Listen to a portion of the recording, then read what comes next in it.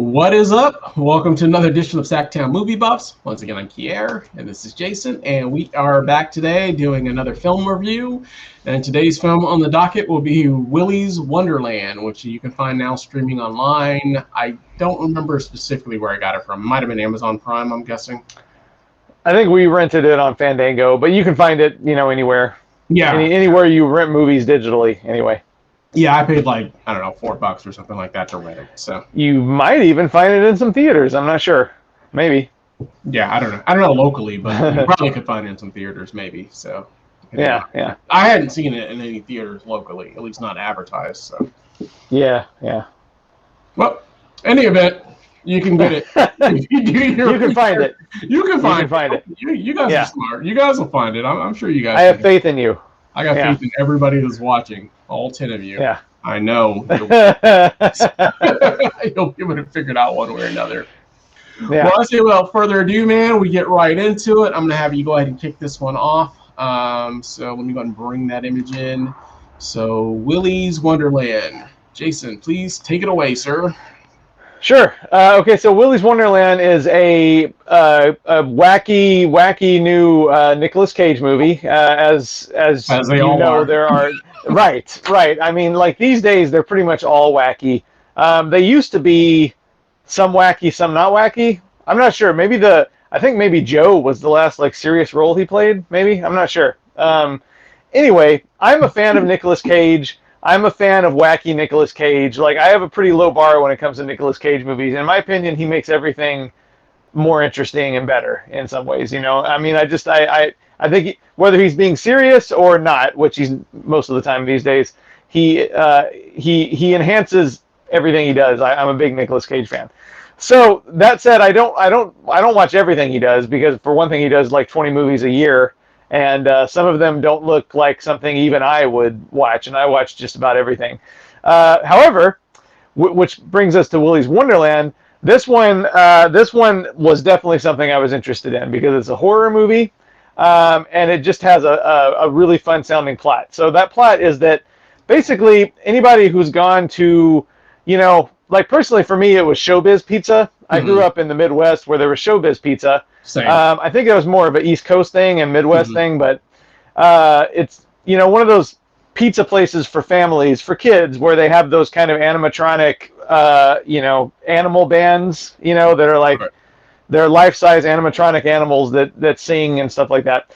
And Chuck E. Cheese does the same kind of thing, but for me it was Showbiz Pizza. Right. It was same for me. I lived in Nebraska for a number of years, and East Coast and Cleveland, Ohio. So they had, I think, more Showbiz over there. So. Right, yeah, and I love Showbiz Pizza. I have many good memories associated with that. So anyway, in this movie, Nicolas Cage plays a drifter who is driving through a town and gets a flat tire in this town, and basically, in order to get his tire fixed, he has to work off the maintenance on the car. So the sheriff gives him the opportunity to work overnight in this derelict, abandoned Showbiz Pizza-like place called Willy's Wonderland to clean it up. And then if he does that, then they'll have his car ready and fixed and ready to go in the morning. So long story short, this place is, I don't know, I guess you would say haunted because it. I don't want to go into. You do learn the whole history of the place eventually. I'm not going to spoil all that, but essentially, this movie is about Nicolas Cage doing battle with a possessed group of, basically, like the animatronic animal band. In this movie, they are possessed by evil spirits, and that's really all you need to know. Either you're interested in the idea of Nicolas Cage fighting possessed animatronic animals, life-size animals, or you're not. I'm the type of person who is definitely interested in something like that. So long story short, I enjoyed this movie quite a bit. It is incredibly silly. It is pretty stupid, but I didn't mind. I had fun with it. again, I like Nicolas Cage. This movie gave him the chance to do something that he's never done before, which I don't think this is really that much of a spoiler, but he's like I don't know if he's actually mute. I don't know if he can speak or he just chooses not to, but he doesn't say a single word through this entire movie. And it's kind of like I like that. I like he doesn't have a name, so it's kind of like a silent drifter with no name kind of character. But Nicolas Cage, he makes the most of everything, so he really sells it with just the facial expressions, really. And there's this amazing scene later on in the movie, like where he's playing pinball. He plays pinball, while he takes breaks, cleaning. He plays pinball, and there's like this awesome like montage later on where he's kind of like doing good and like dancing with kind of like as he plays pinball. And it's just like if you live for that kind of stuff with Nicolas Cage movies, it will deliver. But yeah, I mean, it's Nicolas Cage fighting animatronic animal people. And, of course, they bring in like a group of teenagers. I'm not going to spoil how they get there, but, you got to have some cannon fodder for a movie like this. You got to have like some characters for the animatronic monsters to dispatch in between battles with Nicolas Cage. And it's, you're either in for something like this or you're not. Like it's extremely silly. And I was kind of skeptical going in, but I felt the star rating keep going up while I was watching it, because I was kind of letting my guard down and just going like, this is a movie that lets Nicolas Cage fight possessed animatronics, and the world is a better place for that, I think. So it's silly, it's fun. I liked it. How about you? Yeah, no, I actually liked it. I didn't know going into it that I necessarily would. I mean, I love Nicolas Cage too, but I got to be honest, I've liked even less of some of his newer films than you have. I liked Mandy. It's a little weird. Yeah. I didn't care for what was it, Color Out of Space? Oh yeah, I like that. Yeah. I didn't care for that one too much.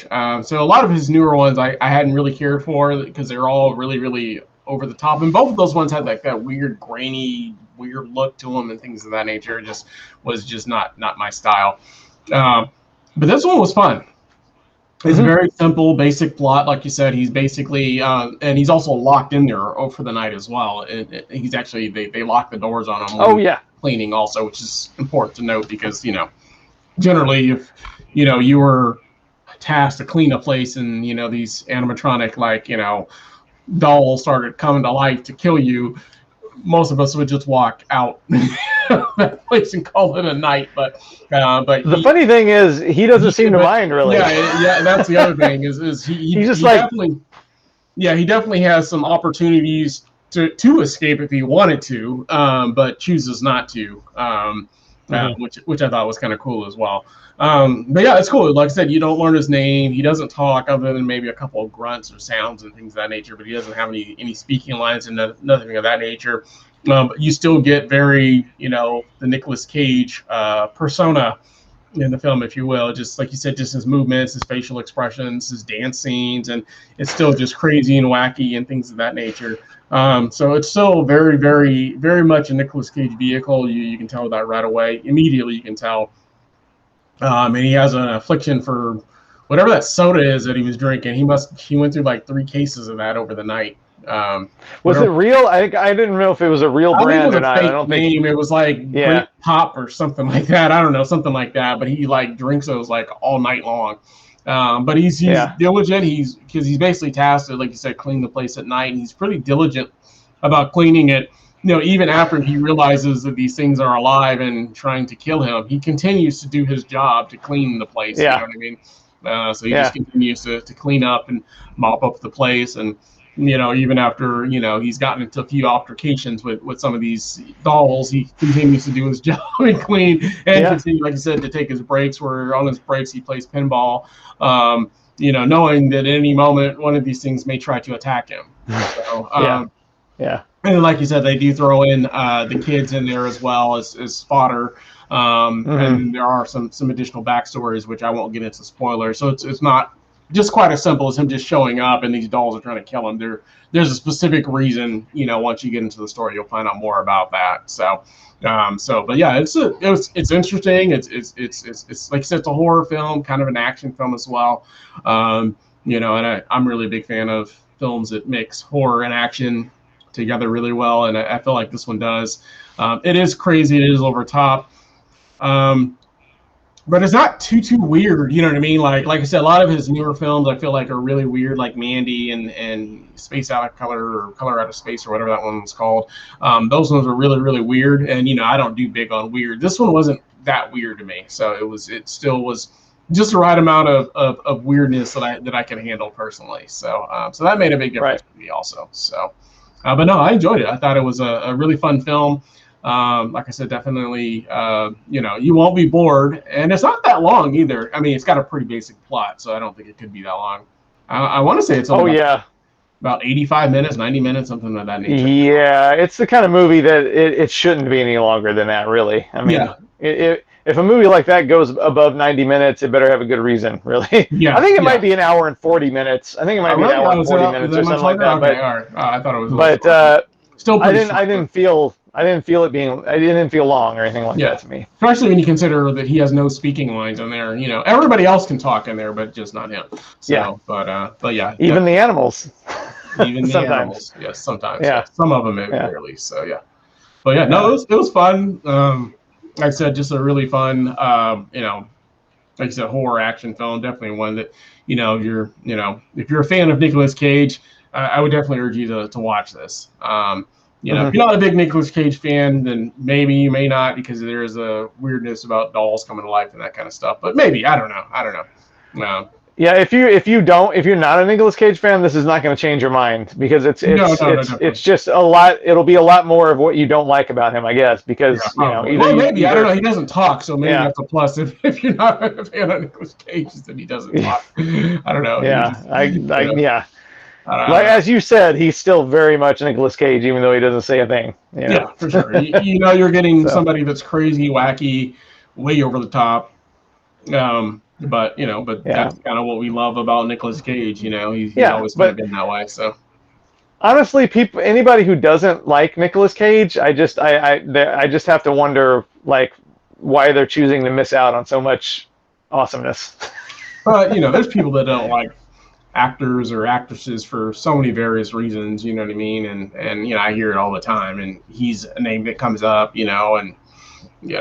Tom Cruise is another one, and I get his a little more because it's Scientology and he's a little weird in real life, and so is Nicolas Cage in that capacity. But like I said, we had this discussion before about separating the artist from the art from the artist, that whatever his may be. I just but he's a little bit more distinctive in his role, so I definitely get how some people just may not like that style, you know what I mean? Like, because in every movie that I still say they're missing out.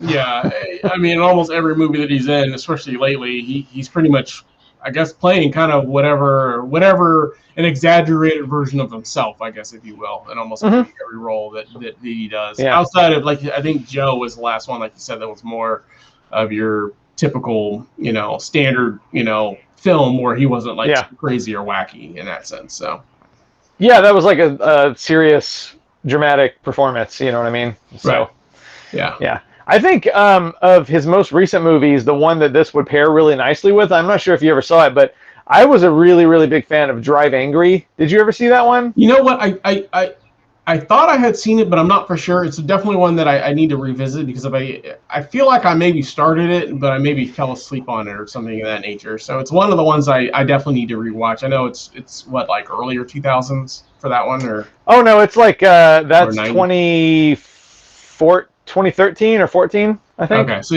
that's definitely one that I probably should rewatch, because I know I haven't seen it all the way through. Like I said, I either fall asleep on it, not the movie's fault itself, but just but I always was curious to revisit it. So yeah, it's a blast. I love it. It's it might be the last Nicolas Cage movie I saw in the theater, honestly, and it was in 3D even, and it was really, really cool 3D experience. But it kind of this movie kind of reminded me of Drive Angry in a lot of ways. it's a horror movie. It's an action horror movie. He has speaking lines, but he's still kind of a badass drifter kind of thing. And there are other similarities too that I don't want to get into, but this would make a really good double feature with that one, I think. And they're both just like really fun, silly movies, except for that one. Drive Angry's definitely got a harder edge, and it's more like gory and stuff like that. Although there is definitely humor in there. Yeah. Definitely one I'll probably have to check out for sure then. So yeah, it's fun. Cool. Yeah, I've always wanted to re-see that. I just never got around to it for whatever reason. We're always so busy watching other movies. So, but yeah, definitely one that I'll definitely have to check. So, cool. Well, anything else you want to add about Willy's Wonderland? Nope. Cool. Well, let's get into those reviews. What is the grade and overall face you would give this one? I gave it a solid 4 out of 5, a B+. I had a good time. So that was pretty much the look on my face every time Nicolas Cage was fighting a possessed animatronic, because that's the only kind of reaction you're supposed to have. So. I thought it was great. I went with a 3.5 out of 5. So yeah, just really, really fun, really, really cool movie, and so I'm gonna give it a big smile with some teeth. So yeah, just a really, really fun film. Definitely one that I urge anyone to check out for sure. So if you like Nicolas Cage, or even if you don't, check it out anyways. So you're gonna love it. Yeah, you're gonna love it. You're gonna love it. Cool. With that said, let us know down in the comments. Have you seen Willy's Wonderland? What is your thoughts, your takes? Do you like it? Did you not like it? As always, if you like the channel, yes, you like, subscribe. Make sure you hit that bell notification so you don't miss any of our updates. And we'll be back again with another show for you guys again real soon. We thank you for watching, and I hope you have a great day. Bye.